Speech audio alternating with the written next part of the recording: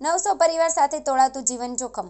વૈકલ્પિક આવાસ તથા માસિક ભાડું આપવા માંગ. માન દરવાજા ટેનામેન્ટના રહીશોની બેઠક સચિન સ્થિત પાલીમાં જર્જરિત મકાન ધરાશાયી થવાની દુર્ઘટના બાદ માન દરવાજા જર્જરિત ટેનામેન્ટનો મુદ્દો ફરી સપાટી પર આવ્યો છે. રવિવારે તાબડતોડ ટેનામેન્ટ વાસીઓએ બેઠક કરી પાલિકા વૈકલ્પિક આવાસ અથવા ડેવલપર ન આવે ત્યાં સુધી માસિક ભાડું નક્કી કરીને આપે તેમજ યોગ્ય ડેવલપર માટે તાકીદે નિર્ણય કરીને સ્થાનિક લોકોના વસવાટનું હક અધિકાર આપવા માંગણી કરે છે. માન દરવાજા ટેનામેન્ટમાં એબીસી મળીને 3 ટેનામેન્ટ હતા, જેમાંથી એ ટાઈપ ટેનામેન્ટમાંથી વસવાટ ખાલી કરીને ઉતારવાની કામગીરી ચાલી રહી છે. જોકે બી અને સી ટાઈપ ટેનામેન્ટમાં અંદાજિત 900થી વધુ પરિવારો વસવાટ કરી રહ્યા છે. આ જર્જરિત ટેનામેન્ટમાં રહેતા પરિવારના સભ્યો સાથે રીતસરનું જીવન જોખમમાં તોળાઈ રહ્યું છે. બીજી તરફ ટેનામેન્ટ જર્જરિત હોવાથી પાલિકા વસવાટ ખાલી કરવા નોટિસ આપી રહી છે, પણ ટેનામેન્ટ વાસીઓ વૈકલ્પિક આવાસ અથવા ડેવલપર ન આવે ત્યાં સુધી માસિક ભાડું મળે તેવી માંગણી કરી રહ્યા છે. બીજી તરફ હજી સુધી ટેનામેન્ટ રીડેવલપમેન્ટ અને ડેવલપર મળી રહ્યા નથી, ત્યારે આગામી દિવસમાં મામલો ગરમાશે તેવી ચર્ચા માન દરવાજા વિસ્તારમાં સંભળાઈ રહી છે.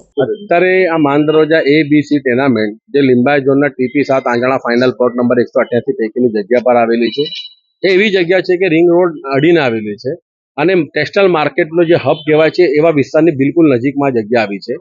પરંતુ આ ટેનામેન્ટનો રીડેવલપમેન્ટ પ્રોજેક્ટ માટે જેમ અલથાણ, ડુંબાલ, આંજણા અને કતારગામ ગોટાલાવાડીના પ્રોજેક્ટો સુરત મહાનગરપાલિકાના સાકારિત થયા છે, એ નીતિ પ્રમાણે આ ટેનામેન્ટનું પણ કામ થવું જોઈતું હતું. પરંતુ છેલ્લા 6-7 વર્ષથી જે ટેન્ડર પ્રક્રિયા થઈ રહી છે એ ટેન્ડર પ્રક્રિયામાં ક્યાંક ને ક્યાંક ટેકનિકલ ખામી કહો કે ઇજારદારો રદ બતાવતા નથી, જેના કારણે 6 વાર ટેન્ડર કાર્યવાહી નિષ્ફળ ગઈ છે. અને જે સુરત મહાનગરપાલિકાના જે વિભાગોના હસ્તક આ કામગીરી આવે છે, સ્લમ અપગ્રેડેશન વિભાગ હોય, લિંબાયત ઝોન હોય, ટાઉન પ્લાનિંગ વિભાગ હોય, મધ્ય શહેર વિકાસ વિભાગ હોય કે કાયદાકીય વિભાગ હોય, એ બધા વિભાગનું એકબીજા સાથે યોગ્ય સંકલન નથી અને એમને ખોખો આપવાની નીતિને કારણે આજે આ ટેનામેન્ટ વાસીઓ અને ભારતીય જનતા પાર્ટીના જે શાસકો છે એઓ અનિર્ણાયકતા ધની સાબિત થયા છે.